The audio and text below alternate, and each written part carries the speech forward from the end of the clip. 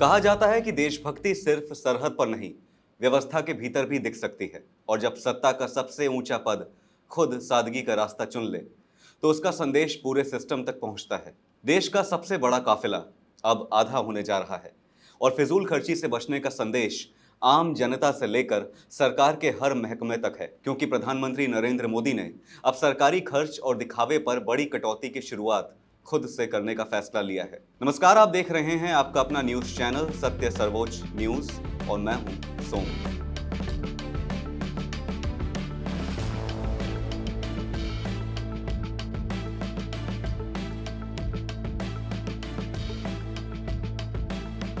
पश्चिम Asia में जारी तनाव के चलते दुनिया भर में कच्चे तेल की सप्लाई पर असर पड़ा है, जिसकी झलक अब भारत में भी दिखाई देने लगी है। हाल ही में प्रधानमंत्री नरेंद्र मोदी ने अपने संबोधन में लोगों से ईंधन बचाने और 1 साल तक सोना न खरीदने की अपील की थी। अब उसी संदेश को व्यवहार में उतारते हुए पीएम मोदी ने अपने आधिकारिक काफिले का आकार कम करने का फैसला लिया है।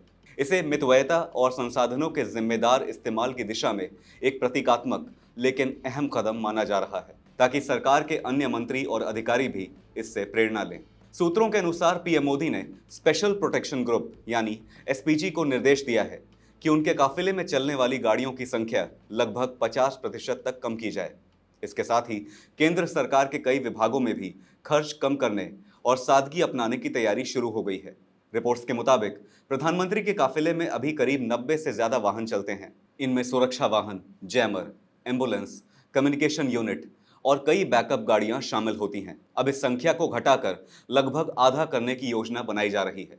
बताया जा रहा है कि इस फैसले के पीछे सिर्फ खर्च कम करना ही नहीं, बल्कि ट्रैफिक जैम और आम लोगों को होने वाली परेशानी को भी कम करना मकसद है। प्रधानमंत्री के निर्देशों पर एसपीजी ने अमल शुरू कर दिया है। जानकारी के अनुसार हैदराबाद में दिए गए भाषण के बाद गुजरात और असम दौरों के दौरान पीएम मोदी के काफिले में शामिल गाड़ियों की संख्या घटा दी गई। हालांकि सुरक्षा से जुड़े ब्लू बुक प्रोटोकॉल का पूरी तरह पालन किया जा रहा है और सुरक्षा मानकों में किसी तरह की कोई कटौती नहीं की गई है। सूत्रों के अनुसार पीएम मोदी ने यह भी कहा है कि जहां तक संभव हो इलेक्ट्रिक वाहनों यानी ईवी का इस्तेमाल बढ़ाया जाए। हालांकि उनकी ओर से यह स्पष्ट हिदायत है कि अतिरिक्त खर्च से बचने के लिए कोई भी अन्य गाड़ी नहीं खरीदी जाएगी। सरकारी सूत्रों के मुताबिक प्रधानमंत्री कार्यालय ने कई मंत्रालयों और विभागों को खर्चों की समीक्षा करने के निर्देश दिए हैं। अनावश्यक मीटिंग्स, फिजिकल कार्यक्रमों, यात्रा खर्च और लग्जरी सुविधाओं पर कटौती की बात कही गई है। अधिकारियों से कहा गया है कि सरकारी पैसे का इस्तेमाल जरूरत और प्राथमिकता के हिसाब से हो। रिपोर्ट्स में यह भी बताया गया है कि विदेश यात्राओं, बड़े सरकारी आयोजनों और वीआईपी मूवमेंट्स में भी सादगी पर जोर दिया जाएगा। डिजिटल मीटिंग्स को बढ़ावा देने और सरकारी संसाधनों के बेहतर इस्तेमाल पर फोकस रहेगा। प्रधानमंत्री मोदी पहले भी कई बार सार्वजनिक मंचों से सादगी और मितव्ययिता की बात करते रहे हैं। कोविड काल में भी केंद्र सरकार ने खर्चों में कटौती और गैर जरूरी खर्च रोकने के निर्देश दिए थे।